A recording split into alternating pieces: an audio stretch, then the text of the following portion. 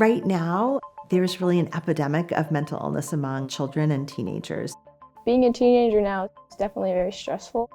Everything is through a screen. My parents know where I am like every waking moment of the day. And like my friends can track me too. I don't really have any privacy or freedom. People see like the fabricated side of people having fun, going to the beach, going to parties, and it makes them think, oh, well, I'm alone, I'm a loser. It can be very isolating.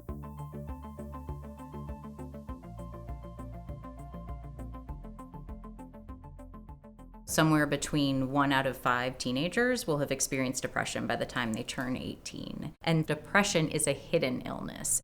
Very few people are even diagnosed. In the field of child mental health, there's a national shortage of child and adolescent psychiatrists. For decades, the American Academy of Pediatrics and the American Board of Pediatrics has said, this is in your wheelhouse, pediatricians. We want you guys to be able to take care of some of the kids with at least mild to moderate severity mental health problems. So they're tasked to do this, and yet they haven't received the training and they haven't received the support to do so. We need to work with pediatricians and give them practical tools and strategies about screening, therapy, and medications for trying to figure out, okay, in a 10-minute office visit, here is what you can do. Here is how you can help. One of the most common questions I get is, how do I know if my child is depressed or if they're just going through normal teenage moodiness? The signs that we look for are not necessarily just moodiness, but irritability that's different from their baseline. The key thing is that this is a shift in behavior, changes in their sleeping, their energy levels, appetite, and how the kid is functioning as a whole. We look for anhedonia, which is no longer enjoying things that they used to like. That's a tricky one in teenagers because even depressed teens can laugh and can have fun. And of course, suicidality. Any kids or teenagers who are experiencing stress are going to be at increased risk for depression. Prevalence rates of depression are quite similar across racial and ethnic groups. However, Black kids and Indigenous young people tend to experience more severe symptoms, and the duration of these episodes seem to be longer. With the LGBTQ+ community, we're seeing alarming rates of depression, anxiety, as well as thoughts of suicide. We also see higher rates of bullying by their peers. When young people feel as though they do not belong, that can have a significant impact on their mental health. Routine screening can be so helpful because it can pick up these cases of kids who are going to be at increased risk for depression. The United States Preventive Services Task Force has recommended screening all teens for depression and systematically screening at well visits.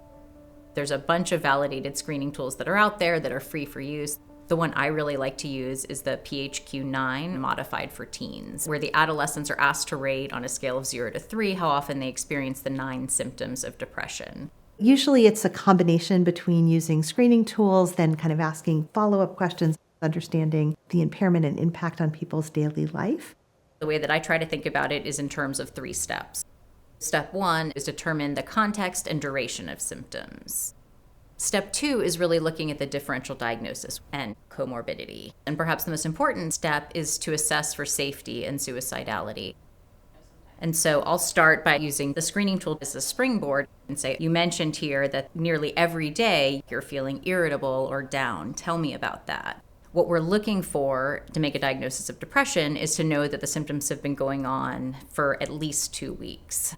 When we talk about differential diagnosis, the most common conditions that you're looking for would be things like hypothyroidism or diabetes, mono, any sort of medications they could be taking that could affect mood. Although it's very rare, you could be thinking about bipolar, in addition to not needing to sleep. Teenagers with bipolar can also experience euphoria. So I'll ask, have you ever felt like you're on top of the world and you have tons of energy? As far as comorbidity, depression very commonly co-occurs with other mental health problems. And so what we'll typically see in practice is that you've had kids who had ADHD when they were younger. And then when they become teenagers, they can develop depression as well. We also see depression and anxiety go hand in hand and very, very often come together. When I talk to my patients about suicidality, I'll start by normalizing and say a lot of times when people feel the way you've described, they'll have thoughts of wanting to fall asleep and never wake up. Has that ever happened to you? And then you're going to want to ask, have you ever done something to try to end your life? And, if so, tell me about it. And have you ever thought about what you might do? Asking about a suicidal plan. Red flags would be somebody who has developed a very clear plan, somebody who has a recent attempt. Perhaps the most important question of all of that is right now asking about suicidal intent. Do you feel like you do truly want to do something to end your life? If the answer is yes, we're going to the emergency room.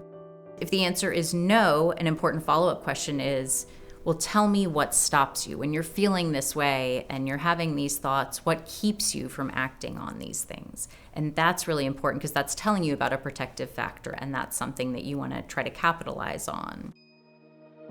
Depression impacts people across the entire lifespan. Someone as young as 5 or 6 years old is capable of having a major depressive episode. But a lot of adults miss some of the symptoms of depression in young kids or invalidate the experience of the child. Kids 6 to 12 years old are much more likely to have somatic complaints. They could have headaches or stomach aches. They also may express it through their behaviors, but still the same issues with sleep and energy and appetite and low mood and anhedonia and suicidal thoughts. When it comes to Black kids, they are 2 times more likely to engage in suicidal behaviors when it compares to their white counterparts. And we're talking about kids as young as 5.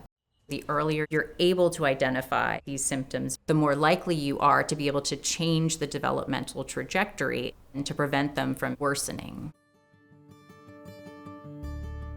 When it comes to treating depression in teenagers, keeping the patient engaged in the decision making to make it such that they know that their opinions actually matter is important. What I usually tell families is you can choose therapy alone, you can choose medication alone, you can choose a combination of both. What we know is that combining them both is gold standard. That's going to get you feeling better faster. I recommend cognitive behavioral therapy. It's evidence-based and really can be very helpful for depression. CBT provides concrete strategies for how to overcome some of the negative thoughts that someone may have. You miss the goal and suddenly your brain is like way down the street thinking about how you're a terrible athlete and you're never going to be able to go to college. Whoa, you just missed the goal. I think of a therapist as a little bit like a coach or even a tutor. They'll be giving you tools that your child can use now and for the rest of their life to help manage their mood, to help manage the stressors in their life. Typically, it's a total of about 10 to 12 sessions. This is not a lifelong commitment, but is definitely something that you want to prepare for. The good and bad news about antidepressants for adolescents with depression is that there are very few that are FDA approved, and there are very few that have excellent evidence base to support their use in this population. So you're really choosing between perhaps 3 or 4 medications, all of which are SSRIs or selective serotonin reuptake inhibitors. In terms of side effects, some people will get a little bit of a stomach upset or potentially diarrhea. It's usually very subtle and it goes away in a couple of days.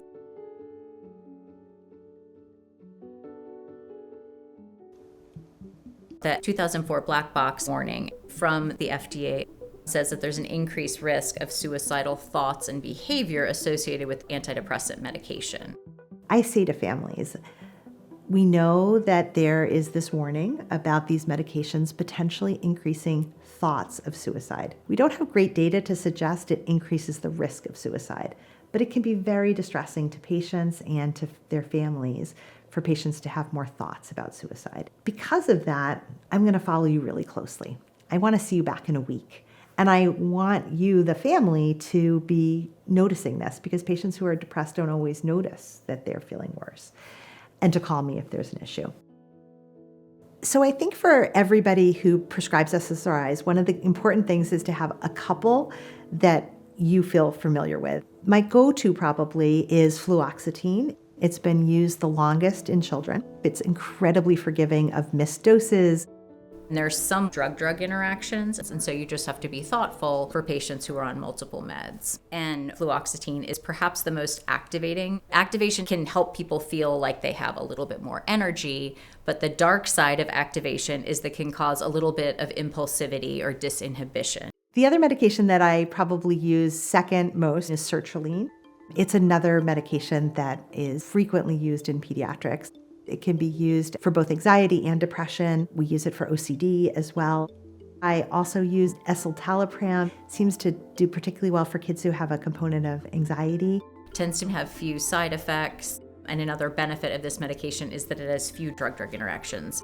Finally, citalopram, very similar to escitalopram, few drug-drug interactions, has more side effects, and in doses of 40 milligrams or higher. You have to be careful about the risk of QTC prolongation. So I think this drug has not been used quite as much for that reason. When I've had to switch between medications, or I've used the two that I use most and now I need to think about a third medication, that may be where I ask for a one-time consultation to kind of just get some input on where to go. When we're prescribing antidepressant medications, a lot of people worry about unmasking bipolar by giving an antidepressant and having a patient become more manic. Our worry about that shouldn't keep us from caring for patients. And I think it's incumbent upon us as clinicians to educate the patient and their family, ask about family history, and be careful about close follow-up in the beginning. Oftentimes I see a lot of primary care providers will start their patient on an antidepressant at a low dose, and then they'll follow up with them in 3 months. And so 3 months go by in which the dose was not adjusted to make it such that the person could experience the full benefit. It's important to have consistent and frequent visits during the first couple of months, making sure to adjust the dose, whether it's weekly or every other week. You're going to want to repeat the depression screening tool, and you can use that as a way to sort of monitor response to treatment. And then you're going to want to ask them, do you feel like it's working? Ask the parent, somebody else who's outside of them, to see if they've noticed any positive changes in their behavior or in their mood. Ultimately, you want to treat to remission. You want to get the patient all the way feeling not just better than they did last month, but all the way back to the way they felt before the depression started. We oftentimes recommend that people stay on an antidepressant for at least 12 months to make sure that future depressive episodes are less likely or not as severe. I always tell families I'm not a big fan of coming off medicine right before a new school year or before going off to college. I try to be mindful of the external stressors that kids may be facing so that we can together collaboratively pick a good time to try titrating down on a medication. I wish the adults in my life knew that mental health is a real thing. And so not trying to discount the way that someone feels, or not trying to belittle it by saying it's not that big of a deal. As the provider, we need to remind the teenager that we are here in their corner to serve as an advocate for them. This is a treatable illness. Every time you take care of a teenager or a kid and you see them improve and you see them get better and have the family's life turn around, that gives me hope.